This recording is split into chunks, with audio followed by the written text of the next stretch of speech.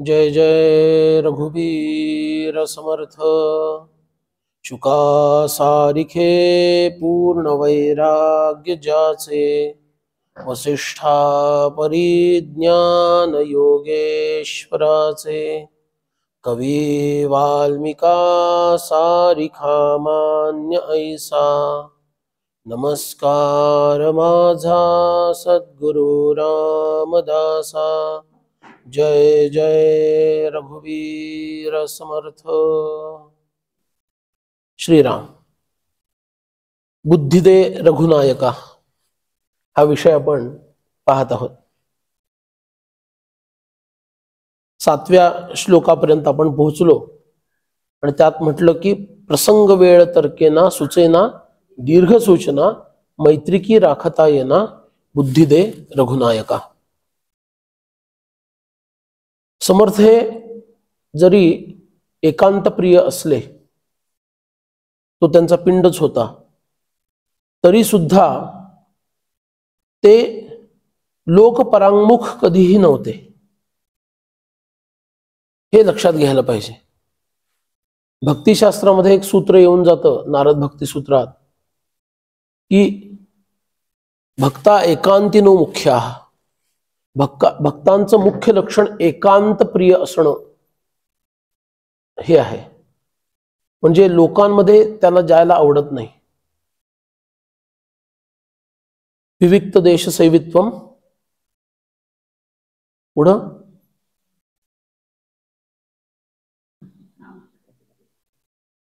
त्या भक्ताला जिथं लोक नाही आहेत त्या ठिकाणी जाऊन राहायला आवडतं भक्त, की त्याला लोकांमध्ये जायला आवडत नाही, एकांतामध्ये राहायला आवडतं। का? कारण सर्वसामान्य लोक ही भगवंत सोडून सगळं बडबडतात। भगवंता व्यतिरिक्त सगळे विषय त्यांना चालतात। क्रिकेट आहे, फुटबॉल आहे, कबड्डी आहे, हे खेळातले विषय। अमका सेल लागला, तमका सेल लागला, त्यातले विषय। अमका चित्रपट लागला, तमका लागला, त्यातले विषय। आणि मग बाकीचे तर गॉसिपिंग, ज्याला मराठीत म्हणतो आपण, हे तर चालूच असतं सदैव। फक्त मी या लोकांना म्हटलं नाही बरं का, इकडेही म्हटलेलं आहे, असं समजू नका। सतत चालूच असतं आणि त्यामध्ये भगवंत हा कुठंच नसतो। म्हणून मनाच्या श्लोकात पुढे समर्थ त्यासाठी म्हणतात, मना रे जनी मौन्य मुद्रा धरावी। जनात असशील तर मौनात राहा। का? कारण तू बोलायला लागशील त्या लोकांशी की तुला पण त्या प्रपंचाची चे संस्कार तुझ्या वाणीवर, तुझ्या मनावर झाल्याशिवाय राहणार नाही। त्यामुळं आपण काय बोलतो याचेही संस्कार आपल्यावर होतात। म्हणून साधकांना एक सामान्य नियम मनाच्या श्लोकाच्या माध्यमातून समर्थ सांगतात, मना रे जनी मौन्य मुद्रा धरावी। आणि जनी शब्द काढला की आपोआप ते मौन राहणारच आहे, कारण आपण काही भिंतींची बोलत नाही। जर ठिकाणावर असेल तर बरोबर ना, वरचा कप्पा जर ठिकाणावर असेल तर आपण काही भिंतींची बोलायला जाणार नाही, पण जनामध्ये असताना सुद्धा मौन पाळता आलं पाहिजे। मना रे जनी मौन्य मुद्रा धरावी। आणि अगदीच बोलायची वेळ आली तर कथा आदरे राघवाची करावी। भगवंताबद्दलच बोल। जर बोलायची वेळ आली तर भगवंताबद्दल बोल। आणि भगवंताला सोडून चर्चा सुरू झाली की मौन पाळ।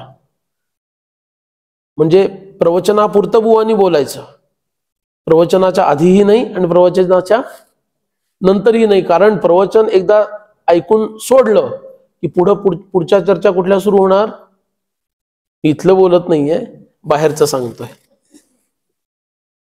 दुसऱ्या चर्चा कुठल्या सुरू होणार? लगेच प्रपंचाच्या चर्चा।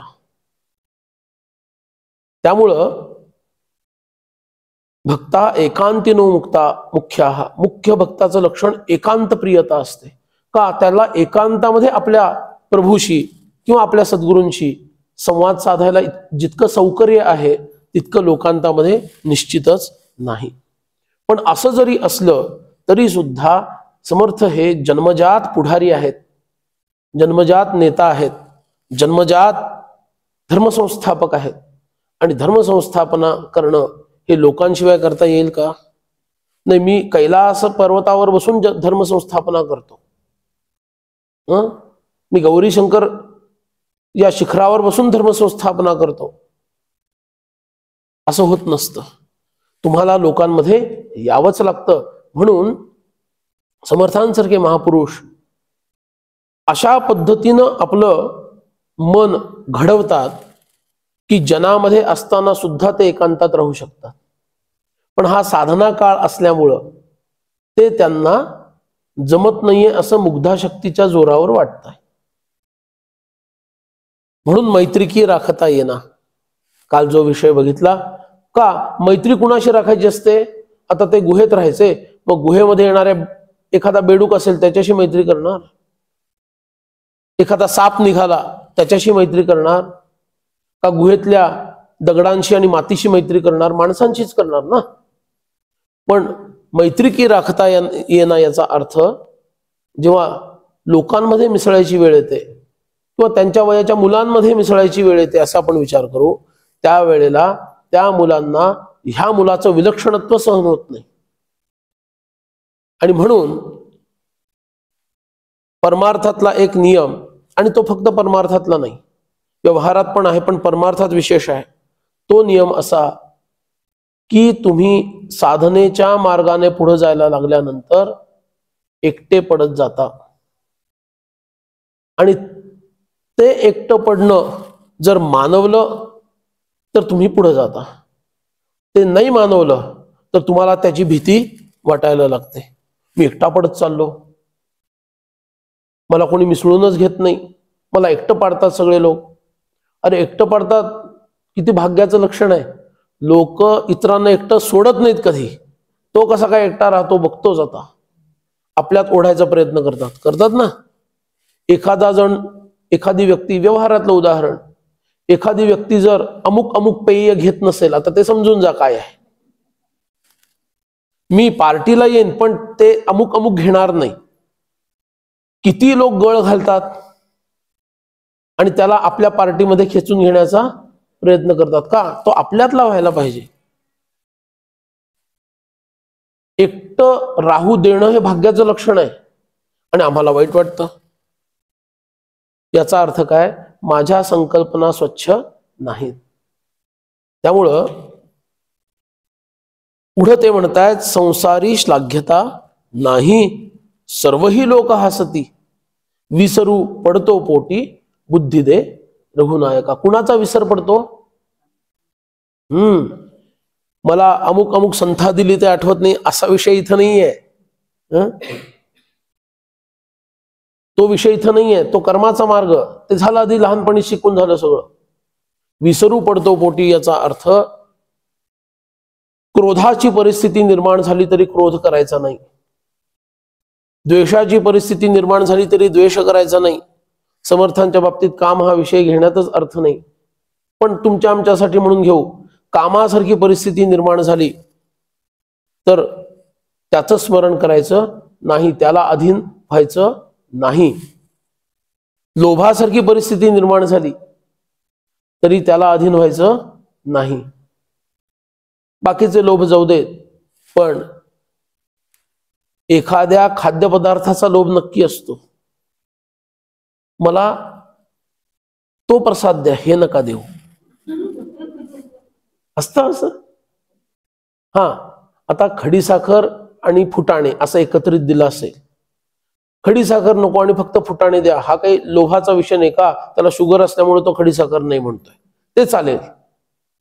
पण त्या छान प्रसादामध्ये जर काजू पण आहे, बदाम पण आहे, अक्रोड पण आहे, पिस्ता पण आहे, एवढं सगळं आहे, आणि त्याला बदाम चालत नसतील किंवा काजू चालत नसतील, अक्रोड बुद्धी वाढवणारे आहेत, पण तो म्हणतो मला हेच फक्त द्या, हे देऊ नका. याचा अर्थ काय झाला? याचा अर्थ त्याला आता प्रसादामध्ये सुद्धा खाद्यपदार्थ दिसायला लागले. तो खाद्यपदार्थ नाहीये, तो प्रसाद आहे ना देवाचा, तो काही खाद्यपदार्थ नाहीये, पण त्याची दृष्टी अजून काय आहे त्याच्याकडे पाहण्याची, खाद्यपदार्थाची दृष्टी आहे. किती बारीक गोष्टी आहेत बघा.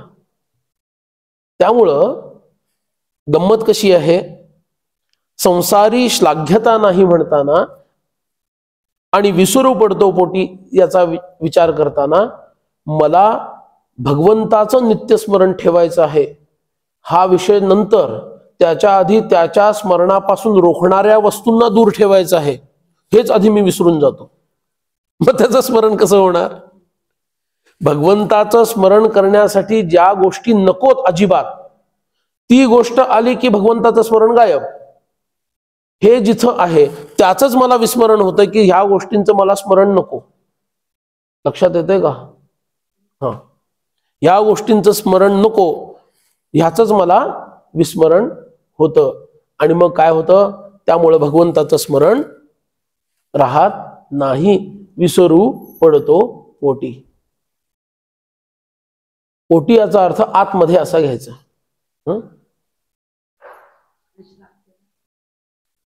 तर विसरू पडतो पोटी.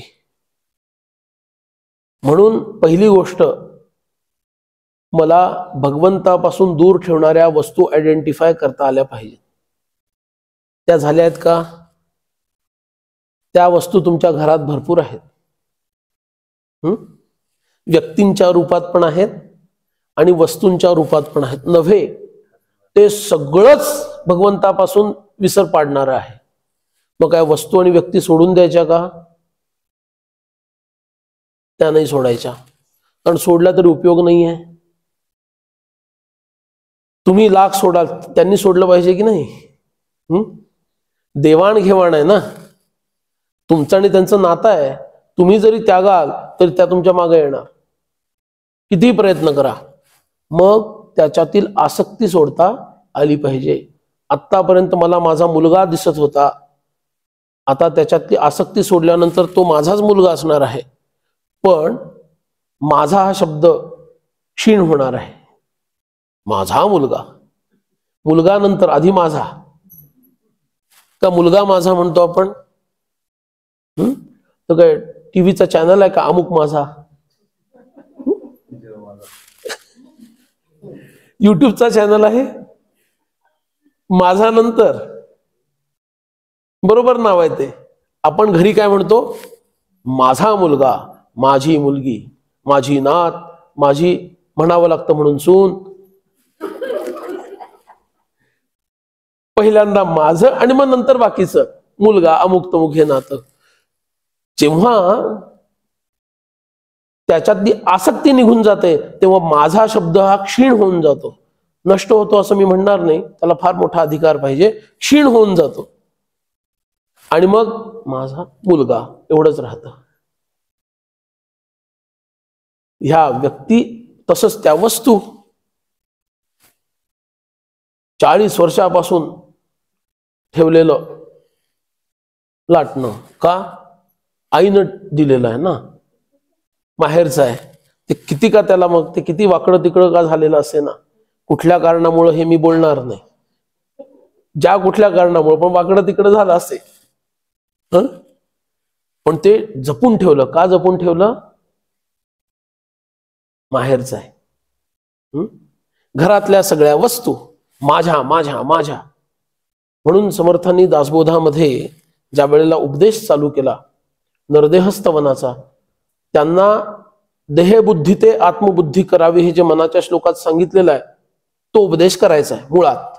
पण लगेच त्यांनी तो उपदेश केलेला नाही. पहिल्यांदा त्यांनी म्हटलं, आधी जे घरातलं आहे ना ते तुझं नाही हे समजून घे, नंतर घरातलंच नाही घरच तुझं नाही हे समजून घे. दुसरा टप्पा, घरातलं माझं नाही हे झालं, घरच तुझं नाही हे समजून घे. आता घर माझं नाही हे जेव्हा कळलं त्याच्यानंतर ते म्हणतात की आता देह पण तुझा नाही हे समजून घे. देहबुद्धी ते आत्मबुद्धी करावी. म्हणून विसरू पडतो पोटी याचा विचार करताना भगवंताचं विस्मरण होतं, पण त्याच्यासाठी ज्याचं विस्मरण व्हायला हवं ते विस्मरण न झाल्यामुळे भगवंताचं विस्मरण होतं हे आम्ही विसरतो. आणि आपण फक्त विधी स्वरूपातलंच साधन करत राहतो आणि निषेध स्वरूपाचं साधन त्यागत नाही, ही आमची चूक होते. मी रामाचं ध्यान करत बसतो, ठीक आहे, तू रामाचं ध्यान करतोस, पण रामाच्या ध्यानाच्या आड येणाऱ्या गोष्टींचं ध्यान कधी बंद करणार आहेस? तेव्हा तर तुझ्या रामाच्या ध्यानाला शक्ती येणार आहे. म्हणून संतांचं वचन काय? जेणे विठ्ठल मात्रा घ्यावी तेणे पथ्ये सांभाळावी. मात्रा याचा अर्थ इथं काय आहे? औषध. भगवंताच्या नामाचं औषध जर तुम्ही घेत असाल तर त्या औषधाला जे अनुपान लागतं तेच केलं पाहिजे आणि जे त्याज्य आहे त्याचं पथ्य सांभाळलं पाहिजे. ते कधी सांभाळणार आम्ही? ते सांभाळत नाही आणि म्हणून विसरू पडतो पोटी. आणि समर्थांना जो विसरू पडतो म्हणजे कसा? क्षणाचा विसर पडला तर त्यांना तो युगाचा वाटतो. आम्हाला क्षणाचं स्मरण पण होत नाही. बघा किती विपर्यास आहे. एका क्षणासाठी चुकून रामरायांचं स्मरण त्यांचं गेलं, त्यांना वाटतं किती अपराध केला मी. एका क्षणासाठी विस्मरण झालं, त्यांना असह्य होऊन जात. आणि आमचं काय आहे? ध्यानाला बसल्यानंतर पण स्मरण होत नाही. ध्यानाला बसतानाच बघतो घड्याळात वाजलेत किती आणि किती वाजता उठायचं आहे, हा संकल्प करूनच जेव्हा आपण बसतो तेव्हा काय स्मरण होणार आहे सांगा? इतक्या वाजता उठायचं आहे हे आधीच मनाला सांगितलेलं असतं.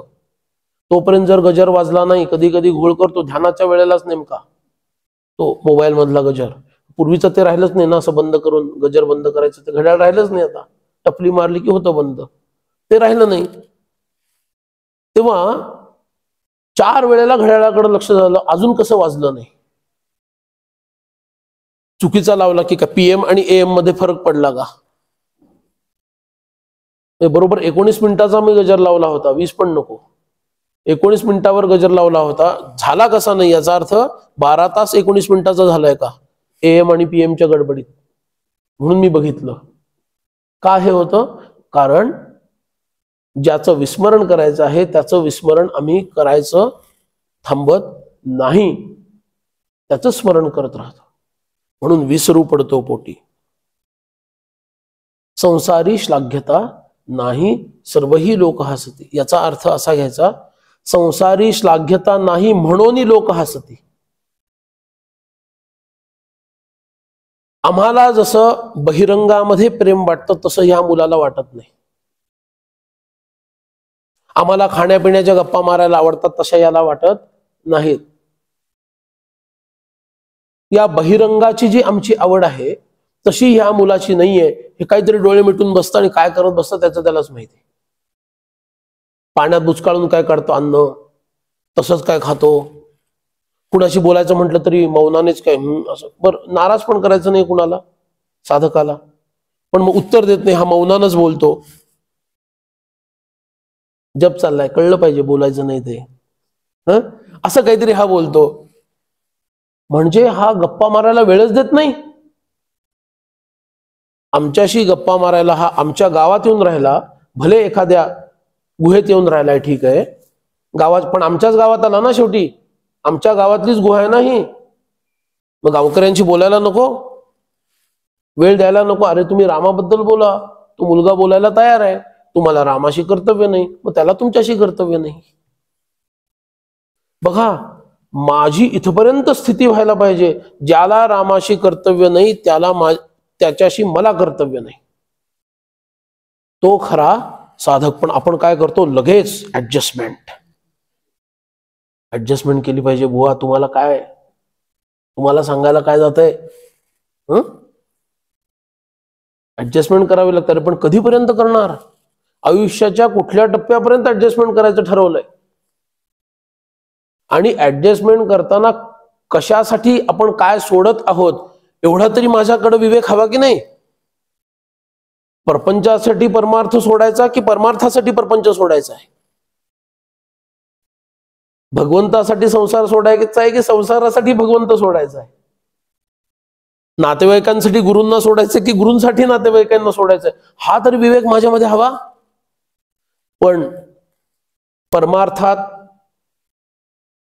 कंसामध्ये धड पडलेल्या परमार्थामध्ये धड पडलेल्या अशा लोकांचा हाच स्वभाव असतो की ते प्रत्येक ऍडजस्टमेंट परमार्थात करतात. आणि हे वयाच्या 70, 75, 80 पर्यंत चालू राहतो. मग यमराज म्हणतो तुला ऍडजस्टमेंटची सवय, मला नाहीये बाबा, आय नेव्हर ऍडजस्ट. तो ऍडजस्ट करत नाही, तो जस्ट येऊन उभा राहतो at given time, just in front of you. बरोबर तो येऊन उभा राहतो. समर्थांनी तर मृत्यू निरूपणात इतकं लिहिलेलं आहे, मृत्यू निमिषार्ध सुद्धा पुढं मागं करत नाही. निमिषार्ध म्हणजे काय? एक निमिष म्हणजे उघडे असलेले डोळे झाकून पुन्हा उघडण्यासाठी जितका वेळ लागतो त्याला निमिष म्हणायचं. म्हणजे उघडे डोळे झाकण्यासाठी किंवा झाकलेले डोळे उघडण्यासाठी जितका वेळ लागतो त्याला निमिषार्ध असं म्हणायचं, प्रवचनातलं नाही. सामान्य पद्धतीने जेव्हा आपण डोळ्याची उघडझाप करतो तेव्हातलं सांगतोय, त्याला निमिषार्ध म्हणायचं. म्हणजे तो काळ जो आहे तो एवढा सुद्धा वेळ फुकट घालवत नाही, पुढं मागं होऊ देत नाही आपल्या गणितामध्ये. म्हणून संत सारखी आठवण काढतात. काय आपल्याला आठवण करून देतात? घटका गेली, पळे गेली, तास वाजे झणाणा, आयुष्याचा नाश होतो, राम कारे म्हणाना. म्हणून संसारी श्लाघ्यता मला नाहीये, पण त्यामुळे होतंय का? सर्वही लोक हसती. लोक मला नावं ठेवतात, चिडवतात, आणि त्याचं शल्य मला होत आहे. त्याचा विसर मला पडत नाही की अमके अमके लोक मला नावं ठेवतात, हसतात, कमी लेखतात, टर उडवतात. आणि त्याचा विसर न पडल्यामुळे तेवढा वेळ तुझा विसर पडतो. विसरू पडतो पोटी बुद्धी दे रघुनायका. म्हणून संसारी मला श्लाघ्यता याचा अर्थ, श्लाघा म्हणजे इच्छा एखाद्या गोष्टीची, हवं आहे असे वाटण्याच्या प्रवृत्तीला श्लाघा असं म्हणायचं. की हवं आहे, स्तुत्य आहे, छान आहे असं वाटणं. असं आत्मश्लाघ हा शब्द आपण वापरतो कधी कधी. संसाराबद्दल विशेष असं महत्व मला वाटत नाही, म्हणजे संसारी श्लाघ्यता नाही. हे त्यांचं आहे बरं का, आपलं नाही आहे वचन. आपल्याला ह्याच्यातच आवड आहे, संसारी श्लाघ्यता आहे असं आपलं वचन आहे. पण ते म्हणतात संसारी श्लाघ्यता नाही. सर्वही लोक, सर्वही एकही सोडत नाही हो, एकही पाठीशी उभा नाही माझ्या. सर्वही लोक हसती. अमका अमका एखादा मला कधीतरी सहानुभूतीनं माझ्याशी बोलेल, नाही, कोणी बोलत नाही.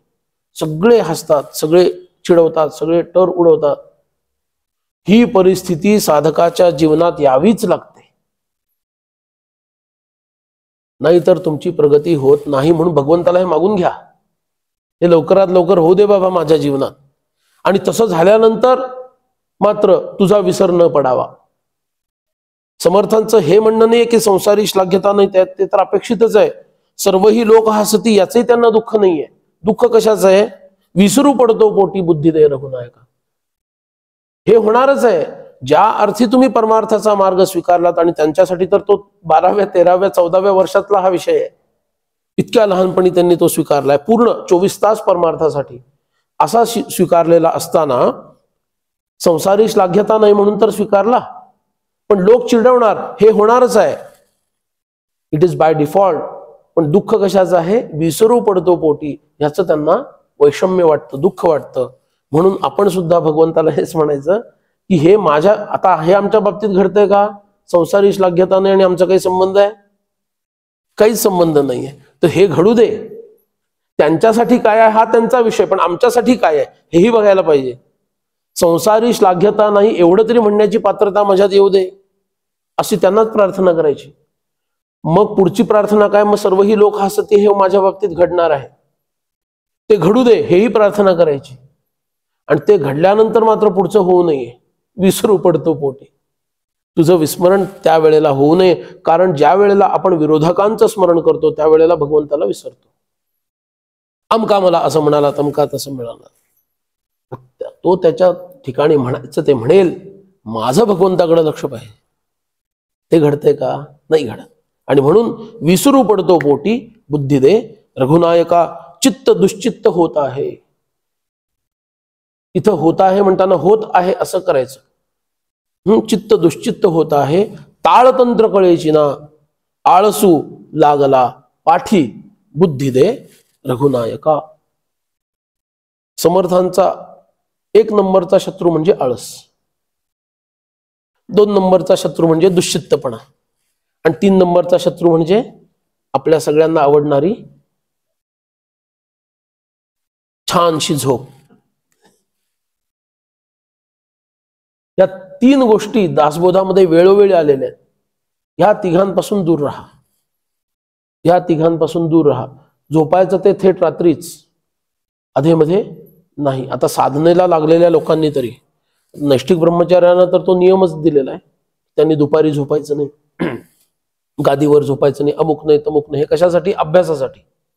गृहस्थाश्रमामध्ये थोडी सवलत आहे, ठीक आहे, पण गृहस्थाश्रमी मी कधीपर्यंत आहे असं मानायचं? हीच तर गंमत झाली आहे सध्याच्या काळात. मी गृहस्थाश्रमी आहे, मी गृहस्थाश्रमी, हेच चालू असतं लोकांचं. नाही अरे आमच्यासाठी म्हणजे कुणासाठी? एकदा लग्न झालं म्हणजे झालं का आयुष्यभर गृहस्थाश्रमीच? असं नाहीये.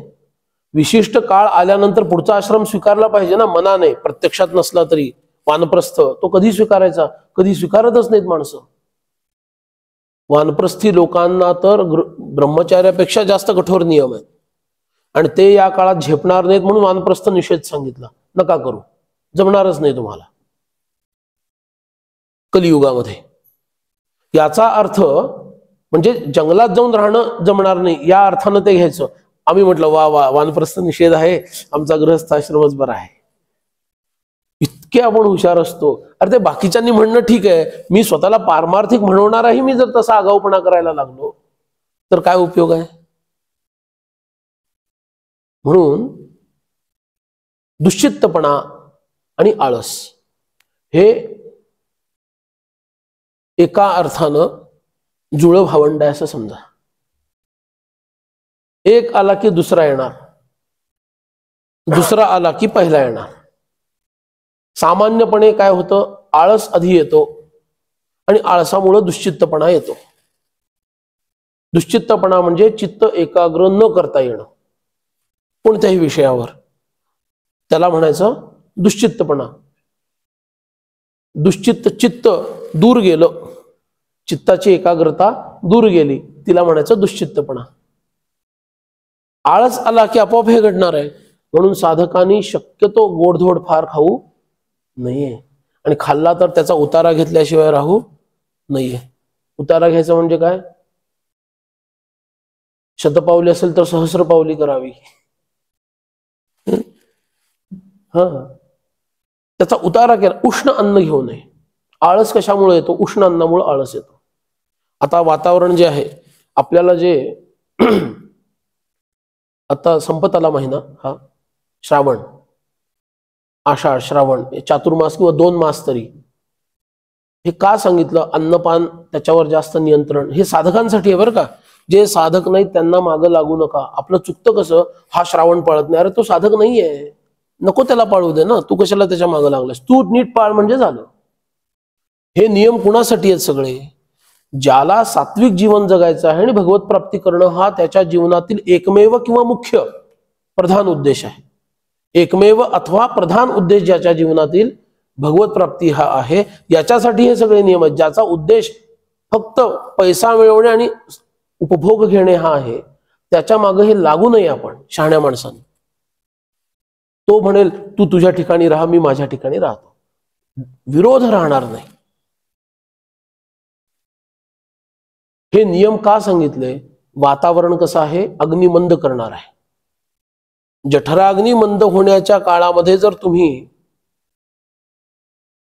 जड पदार्थ खाल्ले तर काय होईल?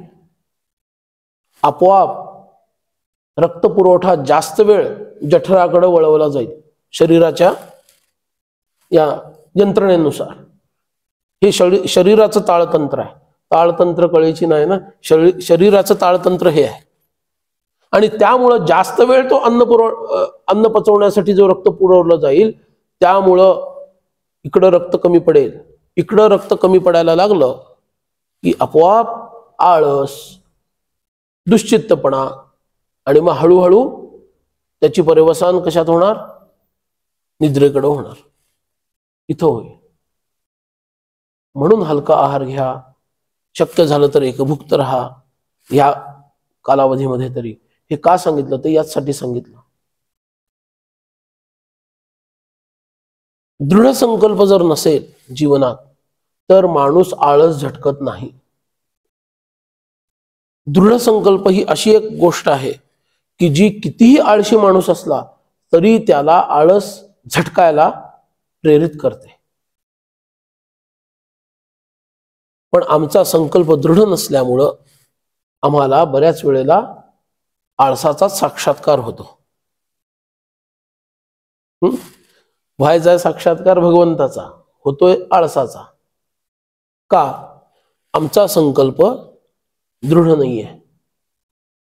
भगवत चिंतन सकाळच्या वेळेला, पहाटेच्या वेळेला झालेलं नाहीये. पहाटेच्या वेळेला, सकाळच्या वेळेला भगवत चिंतन झालं तर पूर्ण दिवसभर तुम्हाला आळस येणार नाही. याचा अर्थ आळस जर दुपारी यायला लागला, याचा अर्थ सरळ आहे, मी म्हणावं तसं भगवत चिंतन पहाटेच्या वेळेला केलं नाहीये. फक्त तोंडाने पुटपुटलो, प्रभाते मनी राम तू तू चिंतित जावा. तू चिंतन कर रामाचं, मी माझ्या ठिकाणी आहे मस्त.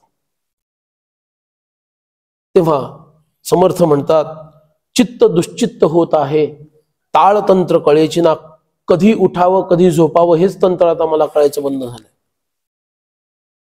आळसामुळं कळतच नाही की काय करावं. कारण सगळा वेळ दिवसात 3.5 ते 4 तास झोपतायत ते फक्त, आणि मग म्हणतायत हे आम्ही 8 तासाच्या पेक्षा कमी कधी झोपत. एका वेळचं सांगतोय, रात्रीचं. दुपारचं परत ते वेगळंच. 4 तास, 3.5 तास, 4 तास हा मुलगा झोपतो. पहाटे लवकर उठतो आणि त्यावेळेला चुकून ध्यानाला बसल्यानंतर चुकून जर काही ग्लानी आली तर त्याला वाटतं आळसू लागला पाठी. बघा, विचार करा. ज्याचं ध्येय उच्च असतं त्याला लहान लहान दोष सुद्धा मोठे वाटायला लागतात, आणि ज्याचं ध्येय क्षुद्र असतं त्याला मोठे मोठे दोष सुद्धा. चालायचं रे कधीतरी, 2 तास झोपलो काय फरक पडला दुपारी. रोज थोडीच झोपतोय, रोज 1.5-2 तासच झोपतो.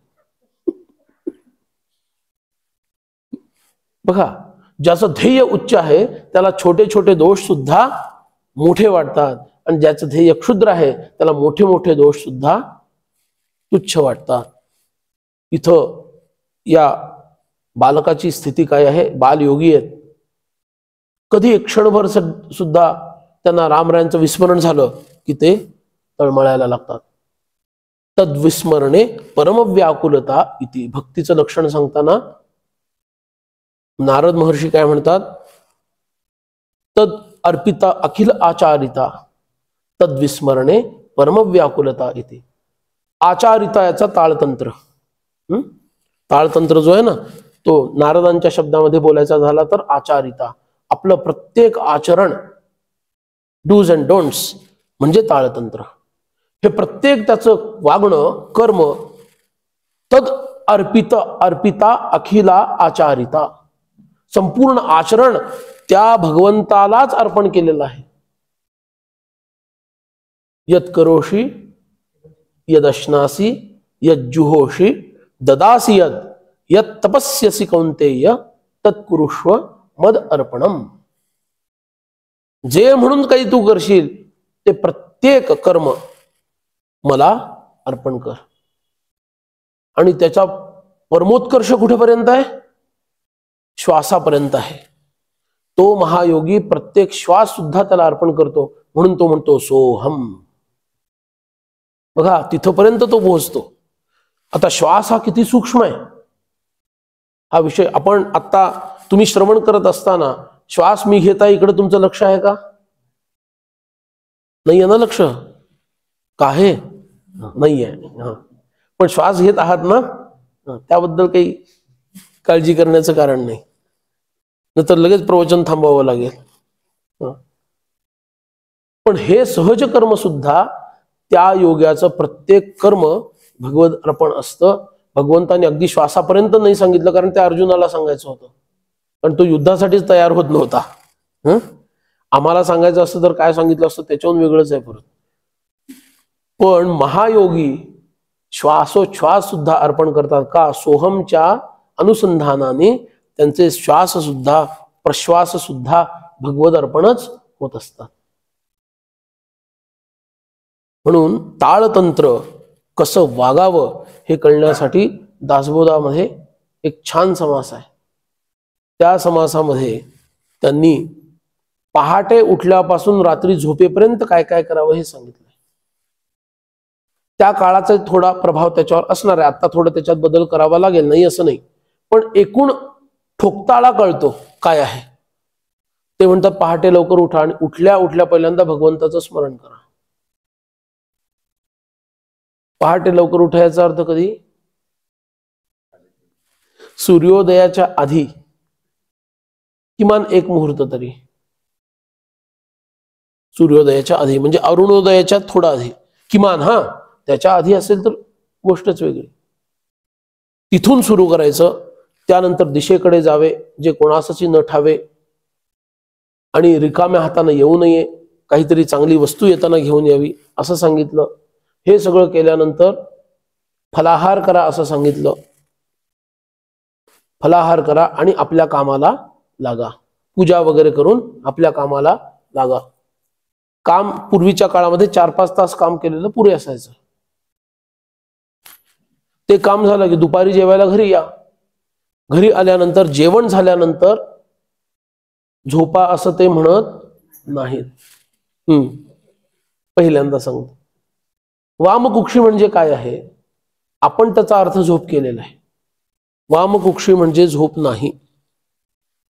जेवण झाल्यानंतर वेगामध्ये रक्तप्रवाह जठराकडे यावा आणि जे अन्न पचायला 4-5 तास लागणार आहे, पुढे अजून वेळ लागतो. आणि जड अन्न असेल तर 18 तास लागतात. मांसाधिक खाल्लं असेल तर त्याला तर 18 तास पचायला लागतो वेळ.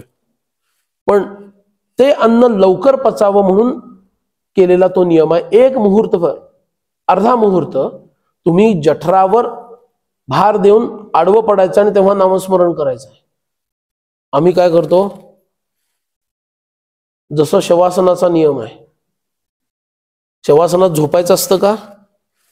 पण शवासना इतकी छान झोप अन्यत्र कधी लागते? कित्येक योगाचार्यांनी तर सांगितलं, बुवा शवासन घेतल्यानंतर लोकांच्या घोरण्याचे आवाज येतात.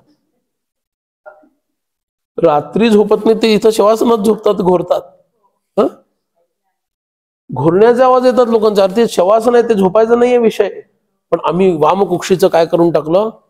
त्याच्यात कुठं निद्रा शब्द आहे का? वामकुक्षीमध्ये उजव्या कुशीवर झोपणे एवढाच अर्थ आहे. डाव्या कुशीवर झोपणे एवढाच अर्थ आहे. झोपणे म्हणजे झोपी जाणे नाही, लवंडणे. अर्धा मुहूर्त 24 मिनिटं तसं करायचं. रक्तप्रवाह जास्तीत जास्त तिथं पोचवायचा. म्हणजे वेगामध्ये पचन होतं. पचाम्यन्नम चतुर्विधम. वेगात ते अन्न पचवायला मदत होते. आणि त्यानंतर उठायचं आणि पुढच्या कामाला लागायचं. ते पुढचं काम समर्थ म्हणतात. ज्या गृहिणी आहेत त्यांना ते शक्य आहे. जे निवृत्त पुरुष आहेत त्यांना ते शक्य आहे. काय? काही ग्रंथाचा अभ्यास करावा. दुपारचा वेळ झोपणे, शेजाऱ्याशी गप्पा मारणे, न्यूजपेपर वाचणे, किंवा मग सगळ्यात आवडायचं 2 कामं टीव्ही किंवा मोबाईल बघणे. त्याच्यात न घालवता ग्रंथाभ्यासामध्ये घालवावा. मग 3 संजेला परत काही काम असेल तर करून यावं. नसेल तर सायं उपासना अवश्य करावी. लोकांच्या गाठी भेटी जर घ्यायच्या असतील तर त्या घ्याव्या. लोकांना भेटावं. उगीच नाही. असेल काम तर हे सगळं करावं. सूर्यास्तानंतर निशीथ काल लागायच्या आधी जेवून घ्यावं. निशीथ काल म्हणजे अंदाजे रात्री 9 ते 12 त्याच्या आधी जेवून घ्यावं. आणि राक्षस काळ सुरू व्हायच्या आधी झोपी जावं. 10-11 पर्यंत झोपी जावं आणि पुन्हा पहाटे ठरलेल्या वेळेत उठावं आणि काम करताना खबरदारीनं काम करावं. हे ताळतंत्र आहे. आणि समर्थ म्हणतात मला ताळतंत्र जमत नाही. का? कारण त्यांनी ताळतंत्र हे लावलेलं नाहीये. त्यांचं ताळतंत्र कोणतं आहे? हनुमंतरायांनी कशी तपस्या केली, विश्वामित्रांनी कशी तपस्या केली, ध्रुव प्रल्हादांनी कशी केली, हे त्यांचं ताळतंत्र आहे. ते त्यांचं SOP आहे, गाईडलाईन्स त्या आहेत. तुमच्या आमच्यासाठी हे सांगितलंय त्यांनी, स्वतःसाठी नाही. स्वतःसाठी फार उच्च दर्जाचं ताळतंत्र आहे. आणि त्याच्यात कुठं कमी पडलं? अरे अमके अमके 1000 वर्ष हात वर करून उभे होते आणि मला 6 तास त्या पाण्यात उभं राहायला त्रास होतो काय? असा विचार करणारे ते. आणि मग चुकून कधीतरी जाणवलं असेल पायाला मुंग्या आल्यामुळं पायाकडे लक्ष गेलं आणि भगवंताचं अनुसंधान तुटलं की त्यांना वाटायला लागतं ताळतंत्र कळेची ना. बघा साधक किती सूक्ष्मामध्ये विचार करतो आणि आम्ही किती स्थूलामध्ये डुंबत राहतो. म्हणून ते म्हणतायत चित्त दुश्चित्त होत आहे, ताळतंत्र कळेची ना, आळसू लागला पाठी, बुद्धी दे रघुनायका.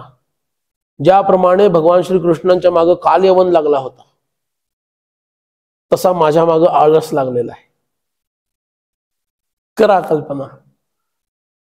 कालयवन जसा मागे लागला होता तसा हा आळस पाठीशी लागला आहे. पण श्रीकृष्णांनी काय उपाय योजला? मुचुकुंदाला शोधून काढलं ना. बरोबर. आम्ही कधी काढणार? आम्ही मुचुकुंदाला शोधण्याचा प्रयत्न करत नाही. आम्ही अबाउट टर्न, ये बाबा मी तुझा स्वीकार करतो, आळसाला शरण जातो. पुरुषार्थ रूपी मुचुकुंद जरी झोपलेला असला तर त्याला जाग करण्याची युक्ती आमच्यामध्ये असायला पाहिजे. आमच्यातला पुरुषार्थ रूपी मुचुकुंद मस्त झोपलेला आहे. त्रेतायुगापासून, आणि ते पण कुठल्या मागच्या त्रेतायुगापासून आता द्वापर संपायची वेळ आली, कली सुरू व्हायची वेळ आली, तोपर्यंत हा मुचुकुंद झोपलेला होता. भगवंतांनी काय केलं? योजना केली ह्याला उठवायचं. स्वतः काही नाही केलं, तिथं मागं राहिले आणि कालयवनाने त्याला बरोबर उठवलं. तो आमचा मुचुकुंद जो पुरुषार्थ रूपी झोपलाय ना त्याला आम्ही जाग करत नाही. त्यामुळं आळसू लागला पाठी, त्यालाच आम्हाला शरण जावं लागतं. आणि म्हणून ही बुद्धी तू रामराया मला दे असं समर्थ म्हणतात. बुद्धी दे रघुनायका, कळेना स्फूर्ती होईना, आपदा लागली बहु, प्रत्यही पोट सोडीना, बुद्धी दे रघुनायका. जे काही करत आहे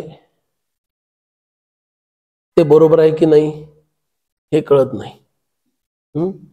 काय करतोय तेच कळत नाही पहिल्यांदा.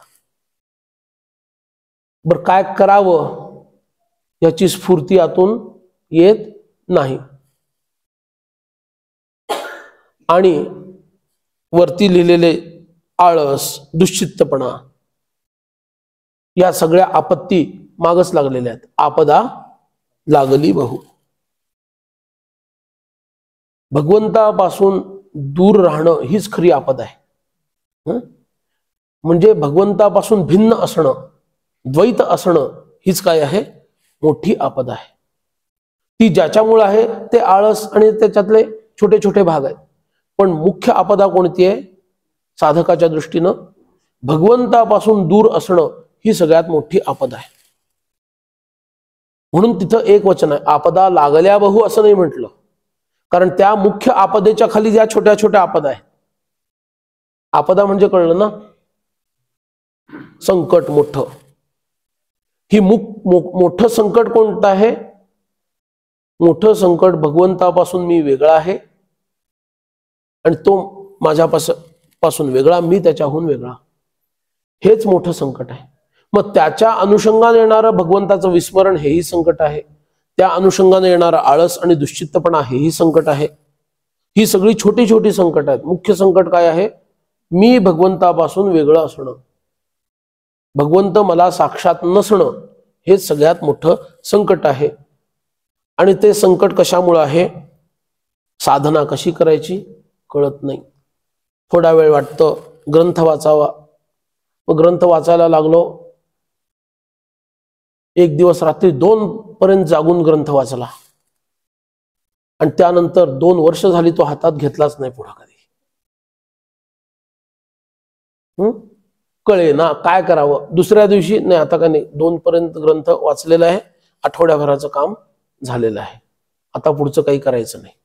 कळेच ना काय करायचं, साधना काय करावं पुढं, स्फूर्ती होईना. सगळ्यात महत्वाची गोष्ट आहे साधनेमध्ये, मी योग्य दिशेनं प्रवास करत आहे का. त्याचा एक उत्तम ठोकताळा म्हणजे तुम्हाला आतून प्रेरणा होते. Yes, you are on the right track. पण भगवंत कधी कधी उत्कंठा वाढवण्यासाठी, बघा सगळ्या किल्ल्या त्याच्या हातात आहेत, सगळ्या किल्ल्या त्याच्या हातात आहेत, काय करायचं काय सगळं त्याच्या हातात. साधनेच्या काळामध्ये अशी एक अवस्था येते की ज्या वेळेला भगवंत ती प्रेरणा बंद करून टाकतो. का? याचं कारण आहे त्याची उत्कंठा वाढावी. कधी कधी काही अनुभूती येत राहतात, काही काळ त्या येतात आणि एकदम बंद होतात, आणि त्यालाच म्हणतात अंधकार पसरला. कल्याण स्वामींना जेव्हा दासबोधाच्या माध्यमातून साक्षात्काराचा मार्ग दाखवला समर्थांनी, समर्थ जवळच होते, तिथं जवळच म्हणजे इतक्या लाडानं जवळ घेतलं की मांडीवर घेऊन बसवलं शिष्याला, असा उल्लेख आहे त्याच्यात. पण अंतरप्रवासामध्ये गुरु बरोबर आहेत हे कळायचं बंद होऊन जातं, कारण देहबुद्धी निघून जाते. त्यांनी मांडीवर बसवलंय हेही लक्षात येत नाही, आणि आतमध्ये इतक्या अनुभूती त्या योग सामर्थ्यांनी त्यांना दिल्या की एक स्थिती अशी आली की ते घाबरून जाऊन मूर्छित होऊन पडले कल्याण स्वामी. काय होत आहे, पुढं कुठं चाललो आहोत, सगळं कळायचं बंद झालं. कळे ना, काहीच कळत नाहीये. प्रगती झाली की अधोगती झाली काहीच कळत नाहीये. अशी एक स्थिती येते त्या साधना काळामध्ये की तुम्हाला कळत नाही कुठं चाललेला आहात. जी प्रेरणा येत असते इथून इकडं जा अशी, ती प्रेरणा सुद्धा बंद केली जाते, ती मुद्दाम केली जाते. याचं कारण का? त्या प्रेरणेच्या योगानं सुद्धा तुम्ही द्वैतामध्येच असता. कळलं? त्या प्रेरणेच्या योगानं सुद्धा तुम्ही द्वैतामध्येच असता, आणि त्या अद्वैतामध्ये स्थिर होण्यासाठी सद्गुरूंना तुम्हाला त्याचा थोडा तरी तोंड ओळख करून द्यायची असते. त्या प्रेरणेचाही अनुभूती बंद व्हायला हवी, स्फूर्ती होईना. उच्च अवस्थेमध्ये या अनुभूती साधकांना येतात. मी कुठल्या दिशेनं जात आहे, पुढे जात आहे की मागं जात आहे कळायचं बंद होतं. स्फूर्ती होईना, प्रेरणा बंद झाली. आता मी जे मध्ये येऊन थांबलो आहे, काल उदाहरण बघितलं होतं, प्रचंड मोठ्या नदीच्या पात्रामध्ये जिथं सोडलेला तीरही दिसत नाहीये आणि पहिलं तीरही दिसत नाहीये, अशा अवस्थेमध्ये माझी दिशा तर चुकत नाहीये ना. कुठल्या दिशेला जायचंय, मी इकडून निघालो होतो की इकडून निघालो होतो, कळायचं बंद होऊन जातं. बऱ्याच वेळेला होतं असं. ती विशिष्ट अवस्था साधनेमधली ती या बालसमर्थांची आहे. कळेना, स्फूर्ती होईना, आपदा लागली बहु, मी मध्ये अडकलेलो आहे, पहिलं तीर मला प्राप्त झालेला नाही, आणि म्हणून ती आपदा लागली बहु. प्रत्यही पोट सोडीना बुद्धी दे रघुनायका. अह म्हणजे दिवस, प्रत्यही याचा अर्थ रोज मी साधन करतोय पण मला गती सापडत नाहीये. इथे प्रत्यय असा अर्थ नाहीये, प्रत्यही असा आहे. ही आपदा मला दिवस रात्र त्रास देते आणि एक अशी अवस्था साधनेमध्ये मग त्यांची येते की रात्र आणि दिवस सगळे सारखे होऊन जातात. दिवस आणि रात्र सगळे सारखे होतात. त्याला एक उदाहरण सांगतात रामकृष्ण परमहंसांचं. तिथे असं डोळ्याला हात लावून बघायचे की पापण्या बंद आहेत की उघड्या आहेत, हेही कळायचं नाही. माझ्या पापण्या बंद आहेत की उघड्या आहेत का? कारण समोर जरी पाहिलं तरी दिसतंय दृश्य आतलंच सगळं. ज्या भगवतीचं स्मरण ते करताय तेच सगळं दृश्य दिसतंय. ते मी बाहेर बघतोय की आत बघतोय हेच कळायचं बंद होऊन जातं साधकाचं. आणि जे दृश्य दिसतं ते प्रत्यक्षात बाहेर आहे की माझ्या भावविश्वातलं मला डोळ्यानं दिसतंय. अशी एक विलक्षण अवस्था त्या साधनेमध्ये येऊन जाते. असे दिव्य अनुभव संतांनी सांगून ठेवलेले आहेत त्यांचे. हा सगळा अंतरंग प्रवासातला विषय. काही बहिरंग पण आहे, काही अंतरंग पण आहे. तर कोणते श्लोक अंतरंगाच्या संदर्भातील आहेत, कोणते श्लोक बहिरंगाच्या संदर्भातील आहेत हे लक्षात यायला पाहिजे. ठीक आहे, नुसतं असं म्हणत जायचं आणि ते होणार असं नाहीये. अंतरंगातले श्लोक पण लक्षात यायला पाहिजे.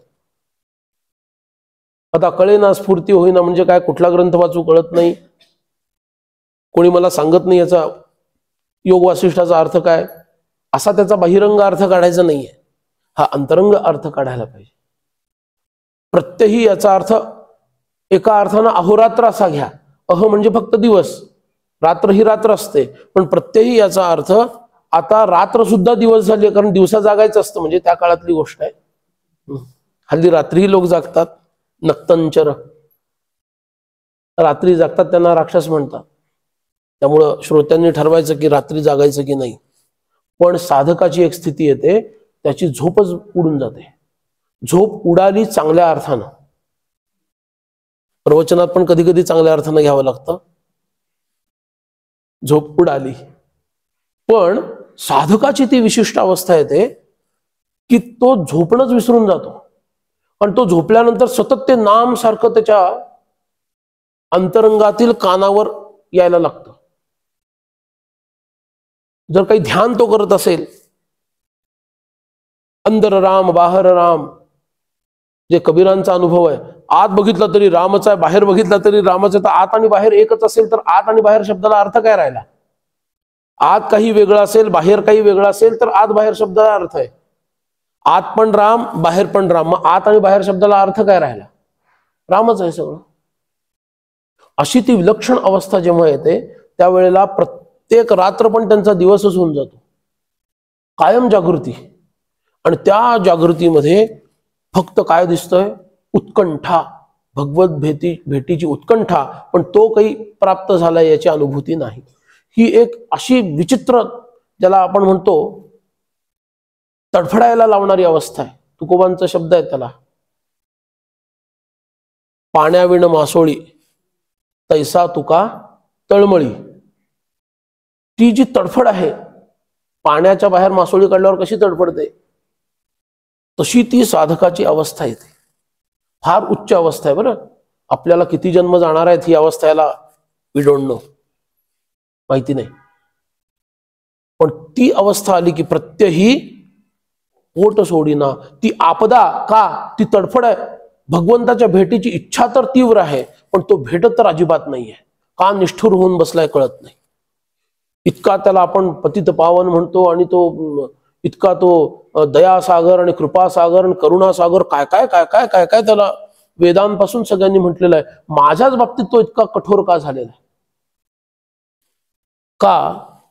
कारण त्याला एक क्षण एका युगासारखा वाटतो. त्या अवस्थेमध्ये त्या साधकाला तो विरह इतका असह्य होतो की तो एक क्षण त्यांना युगासारखा वाटतो. आणि म्हणून प्रत्यही पोट सोडीना, बुद्धी दे मला, बुद्धी दे रामराया, तुझ्यावरचा विश्वास माझा उडून जाऊ नको दे. ही तळमळ माझी लवकर तू शांत कर, मला स्थिर कर साधनेमध्ये, असं ते म्हणतात. आणि पुढे म्हणतात, संसार नेटका नाही, उद्वेग वाटतो जीवी, परमार्थ आकळे ना की बुद्धी दे रघुनायका. अरत्रही नाही, परत्रही नाही. दासबोधात समर्थ म्हणतात, नाही अरत्र ना परत्र, ऐसी स्थिती झाली विचित्र. म्हणजे प्रपंचात तरी काहीतरी यश मिळवलंय, घरदार सोडून निघून आलेले. प्रपंचाचा विषयच नाही, 12व्या वर्षी त्यांच्या स्वतःच्या बद्दल चाललंय. आणि परत्र म्हणावं, ध्यानाला बसल्यानंतर तळमळ जागी होते, पण तो काही समोर येत नाही. आणि आता पुढं काय करायचं, त्याची प्राप्ती कशी करायची हे मला कळत नाही. परमार्थ आकळे ना की, इथं अध्यात्म शब्द नाहीये, परमार्थ शब्द आहे. परम अर्थ, अध्यात्म ही विद्या आहे, त्या विद्येचं फळ म्हणजे परमार्थ आहे. अध्यात्म म्हणजेच परमार्थ नव्हे. लक्षणेना अर्थ घेऊ शकता, पण तो तितकासा अचूक म्हणता येणार नाही. अध्यात्म ही विद्या आहे आणि त्याला परमार्थ नावाचं फळ, किंवा अध्यात्म नावाचं एक झाड आहे, त्याला परमार्थ नावाचं फळ लागलंय. फळावरूनच झाडाचं नाव घेतलं जातं ना. कशाचं झाड आहे? पेरूचं झाड आहे. का? त्याला पेरू लागतात म्हणून. हे कशाचं? आंब्याचं झाड. का? त्याला आंबे लागतात म्हणून. तसं हे अध्यात्मरूपी झाडाला परमार्थ नावाचं फळ लागतं. अध्यात्मात तर समर्थ आहेत आणि पडलेले नाहीत, चांगले उभे आहेत. अध्यात्मात तर ते आहेत, चांगले उभे आहेत, पण त्या झाडावर चढताना फांद्यांपर्यंत पोहोचले, पण फळच त्यांना दिसत नाही की कुठलं फळ घ्यावं आणि त्याला हात लावावं आणि ते हातात घ्यावं. परमार्थ आकळे ना की, म्हणजे त्या रामरायांचं साक्षात जे दर्शन आतमध्ये चिदाकाशात व्हायला हवं. चित्ताकाशामध्ये होतं, चिदाकाशात दर्शन कधी होणार? हे महदाकाश, याच्यात दर्शन म्हणजे रामराय महद रूपामध्ये प्रकट झाले तर. पण बाह्य दर्शनाने मन शांत होत नाही, तो खालचा टप्पा आहे. तुम्हाला आत दर्शन व्हायला पाहिजे, मग ते चित्ताकाशामध्ये हृदयाच्या ठिकाणी होतं, किंवा त्याला कधी कधी हृदयाकाश म्हणतात, चित्ताकाश असं म्हणतात. पण त्या चित्ताकाशामध्ये दर्शन झाल्यानंतर काही काळ जरी मन शांत राहिलं तरी सुद्धा ती तळमळ वाढवणारच ते ठरतं. त्याची तळमळ वाढतच जाते. जोपर्यंत चिदाकाशामध्ये अनुभूती येत नाही तोपर्यंत ती ही अवस्था आहे. प्रपंच तर, संसार तर राहिलाच नाही, तो तर नेटका नाहीच आहे, त्यासाठी मी काही करतच नाहीये. पण उद्वेग मात्र वाढत चाललाय. का? ज्याच्यासाठी ते सोडलं ते मात्र मिळालं नाहीये. ठीक आहे ना? म्हणजे काय? एक उदाहरण सांगतो म्हणजे कळेल. आमच्या शिबिरामध्ये एक विद्यार्थिनी होती, युवती शिबिरातली गोष्ट आहे. आई खूप मागं लागली, शिबिरात जायचं.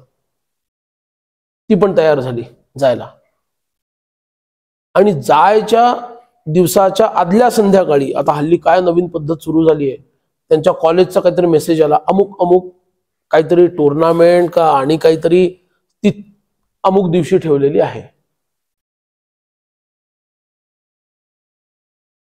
पुढच्या आठवड्यात होती. पण त्याची तयारी कोण करणार? त्यामुळं काय झालं, त्यानं ते रद्द करून टाकलं जायचं. शिबिराला यायचं रद्द केलं. आणि सोमवारी की मंगळवारी ते सुरू होणार होतं. सोमवारी हे लोक गेले तर कळलं की पुढच्या आठवड्यात पोस्टपोन झालेलं आहे. ही प्रत्यक्ष घडलेली घटना आहे बरं का, ही काल्पनिक नाही, प्रत्यक्ष व्यवहारात घडलेली घटना आहे. मग त्या मुलीला इतकं दुःख झालं, इतकं वाईट वाटलं.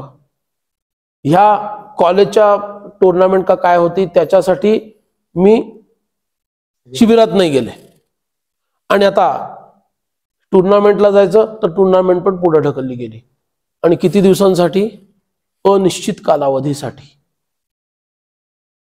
म्हणजे काय झालं? हेही गेलं आणि तेही राहिलं. तेलही गेलं, तूपही गेलं, हातात काय राहिलं? त्यांनी धोपटून घ्यायचं मग स्वतःला. साधकाच्या जीवनामध्ये अशी स्थिती निर्माण होते. त्यांनी प्रपंच सोडलेला असतो आणि परमार्थ मिळालेला नसतो. त्या ठिकाणी सद्गुरू सुद्धा देहात जरी असले तरी ते त्याला एकटे ठेवतात. देहात नसले तर विषयच नाहीये, पण देहात जरी सद्गुरू त्या काळात असतील, त्या अवस्थेला तो पोहोचला की सद्गुरू त्याला दूर पाठवून देतात. चल म्हणतात, इथं राहायचं नाही, अमुक ठिकाणी जाणी अनुष्ठान कर. म्हणजे त्याला इतके स्वावलंबी ते बनवतात. माझं सुद्धा तुला, शेवटी अंतर्गत दृष्टीनं तेच सगळं करणार आहेत हा वेगळा विषय आहे, बरोबर ना. शेवटी गुरुशिवाय मुक्तीच नाहीये. पण देहाचं आलंबन पण याला नको, मी जवळ आहे असंही वाटतं कामा नये, असं त्याला दूर नेऊन ठेवतात. आणि ती जी तगमग आहे ती पचवता त्याला आली तर तो पुढे जाईल, ती पचवता नाही आली तर त्याचा पुढचा मार्ग बंद. पुन्हा अभ्यास कर, शक्ती वाढव, परत पुढे जा. म्हणून समर्थ काय म्हणतायत, परमार्थ आकळे ना की बुद्धी दे रघुनायका. हा सगळा विषय आपण उद्या अधिक सविस्तर बघू. पण एक याच्यातून समजून घ्यायचं की ही करुणाष्टकं ही फार उच्च दर्जाची आहेत. ती फक्त काही सामान्य पूजाच मिळत नाही करायला आणि प्रसादच मिळत नाही ह्या स्तराची नाही आहेत. अंतरंग साधना करताना येणारे जे अनुभव आहेत ते अनुभव संत कधी उघड करत नाहीत, पण ह्या माध्यमातून थोडी त्याची छटा आपल्याला मार्गदर्शन मिळावं साधकांना म्हणून ते व्यक्त करत असतात. आणि ती भगवंताची कृपाच आहे. सगळे संत जर मौन राहिले तर आपलं काय होईल सांगा. असे किती योगी आहेत की जे मौन राहतात, काही कळत नाही आपल्याला. पण काही काही संतांना भगवंत प्रेरणा देतो आणि असं वाङ्मय निर्माण करायला भाग पाडतो, जेणेकरून आपल्याला थोडा तरी अंधुकसा का असेना पण मार्ग दिसेल. कारण आपण पौर्णिमेला बाहेर पडलेले लोक नाही आहोत, अमावस्येला बाहेर पडलेले लोक आहोत. पूर्ण काळोख आहे. मग किमान पिठोरी अमावस्या असलेली बरी ना. पिठोरी अमावस्या असली तर इतर अमावस्यांपेक्षा बरी थोडं तरी दिसतं पायाखालचं. तर ही पिठोरी अमावस्या म्हणजे हे वाङ्मय आहे. तर या वाङ्मयाला शरण जायचं, कारण ते आपला उद्धार करणार आहे, ते आपल्याला पुढचा मार्ग दाखवणार आहे. अशा प्रकारे हे चिंतन समर्थ चरणी अर्पण करू आणि लवकरात लवकर आम्हालाही ही तळमळ लागो अशी त्यांना प्रार्थना करू. जय जय रघुवीर समर्थ. अध्यात्मावर अशीच माहिती मिळवण्यासाठी देव माझा चॅनलला सबस्क्राईब करा